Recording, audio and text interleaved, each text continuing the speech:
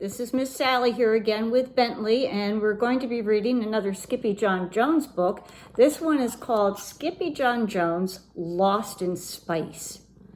Skippyjon Jones was nuts about Mars because it was the red planet. I love red, that's what I said. I musty put some rusty in my big boy bed. So off he went to the kitchen where Mama and the girls were starting supper. We're making tuna poodle casserole, crooned his sister Skippyjon Jones. Toodle noodle casserole, corrected Mama. A poodle is a dog. We don't eat dogs. Skippyjon thinks he's a dog, said Jezebel. Yeah, agreed Jujubee. He thinks he's a chihuahua. Because his ears are too big for his head, added Jezebel. That's enough, scolded Mama. Pinkie Pie's ears are just fine. But Pinkie Pie was oblivious to their chatter.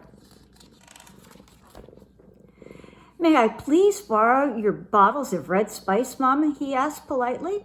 Yes, you may, replied Mama, pleased with her boy's manners. But you'd better not be thinking of doing any sprinkling. Nuh-uh, said Skippy, blinking. Or tasting, pasting, or wasting. If you know what is good for you, she added. Well, Skippyjon Jones always knew what was good for him. And that was bouncing and pouncing and rocketing in the rusty red dust. Oh, I'm Skippyjon Jones, and I'm in a big race to be the first dog to bounce into space. Then a bit of the spice tickled his nose and, chewy, the kitty boy sneezed. Okay, bye, Bentley. Holy hot tamales, exclaimed Skippyjon Jones as he shot past his reflection. What's up with that doggy in the mirror? Then, using his very best Spanish accent, he said, You're not a Siamese cat, dude. You are a wicked red chihuahua. And quicker than you can say jumpin' jacks on Jupiter, the kitty found his mask and cape, a mirror, a marble, and a sock monkey. He stuffed these and a few other things into his spacesuit while he sang in a wee soft voice, My name is Skippito Frisquito. I think there are Martian burritos. Some say the green creatures share all of my features. I hope it's not just fable ethos. Back in the kitchen, the girls were being a big help to Mama Junebug Jones. I love noodles, declared Jillyboo. Noodles are silly, said Jezebel.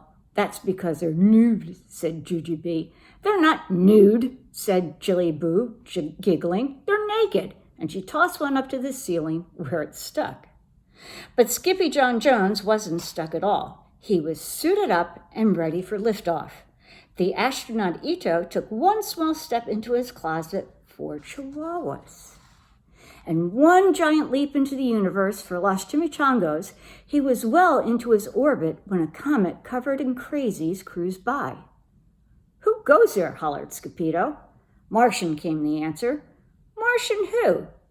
Martian to your closet and get us some frijoles, dude, said the voice. Poquito Tito, exclaimed Skippito. Is that you, amigo? See, it is all of us, Los Chimichangos, said Poquito Tito, the smallest of the small ones. We're going to build a chili polvo pipeline from Mars to Earth, Pepito. Not the chili powder pipeline, declared Skippito. Exactamente, howled the doggies. Por qué? asked Skippito.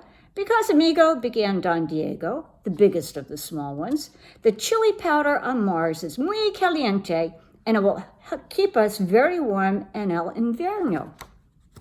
The cuckoo comet and the kitty boy made it to Mars with a soft landing. Ooh, sighed Don Diego. That felt marvelous. Then he turned to glance at Skippito. No offense, Poco Coco, but why is this suit de la nieve? Asked Don Diego. It's not a snowsuit, declared Skippito.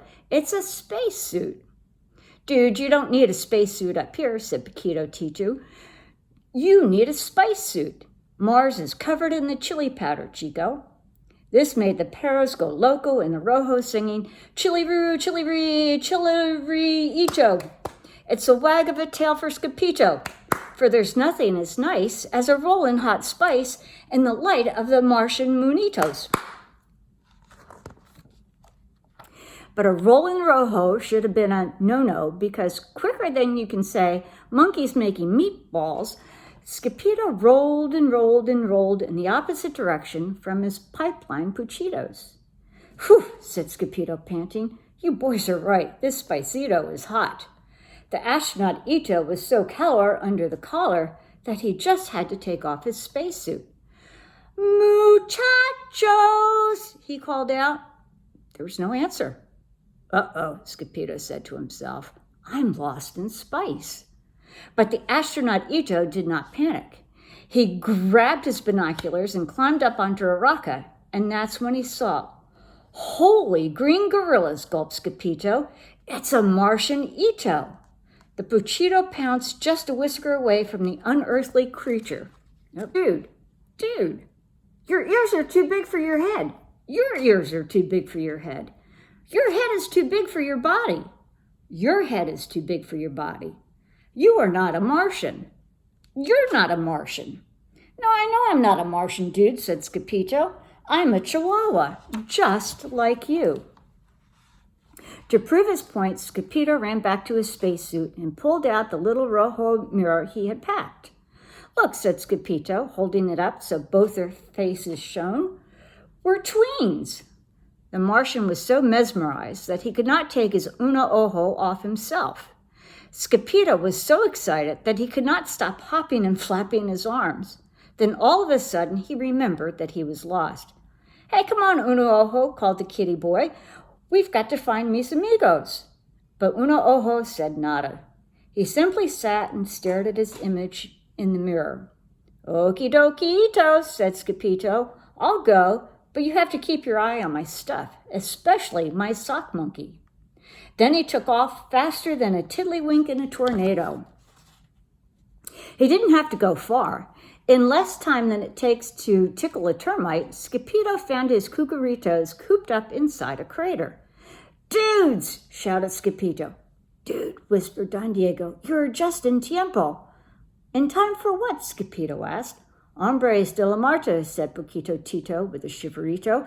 Not the men from Mars, declared Skippyjo. The mere mention of Martians made the muchachos go mad. Knock, knock. Who goes there? Verde Martians everywhere, slurping sloppy ice cream cones, speeding in the spicy zones. Mossy Martians on the mood. What do they think they have to prove? We did not come here for a fight. We want to build. We will not bite. Then Skippyjo felt the fur stand up on the back of his head, because the critter's crater was about to have cinco crazy creatures for company. Holy hoopleheads, hollered Skippyjo. Here they come! Before Skippyjo could think what to do, the Verde visitors piled out of their space buggy, bearing all of Skippyjo's stuff. 2 were green and mossy, while the 3rd was green and bossy. The 4th was green and funky, and the 5th was green and... Monkey, yelled Skippyjo. That's my sock monkey. Ditto, declared Skippyjo's one-eyed Martian twin, emerging from the green group before him. Without saying another palabra, Skippyjo picked up his monkey's paw and pulled. First, Skippyjo yanked it this way, then Uno Ojo yanked it that way. It's Tugga Monkito, cheered the chimichangas. On the count of 3, the papitos planned to pull tambien. But as the doggies shouted, Uno, the Martians hollered, Ojo. And uh-oh, Uno Ojo let a go-go, sending the kitty boy flying. Skippyjo and his sock monkey hurtled headfirst back to earth and out through his closet door. Kaboom! He hollered, breaking the sound barrier, and maybe his head. Skippyjon Jones, exclaimed Mama, rushing into his room. What on earth are you doing? The kitty boy stood up and shook off a cloud of red spice. I didn't do anything on Earth, Mama, replied Skippyjon. I did everything on Mars. Oh, that's terrific, Major Tom, said Mama. Then she straightened the kitty boy's ears. You must be starving. Later that night, the kitty boy looked up at the starry sky. Mars, he muttered, beginning to bounce. Oh, I'm Skippyjon Jones, and I like my red jammies, 'cause they're made from the wool of green Martian lambies. Stop bouncing, Pinkie Pie, scolded Mama. I'm not pink, I'm red, said Skippy. It's over, Red Rover. Just go to sleep. And that's exactly what he did. Okay, girls, hope you enjoyed the story and a short visit by Bentley. I will see you next time. Bye-bye.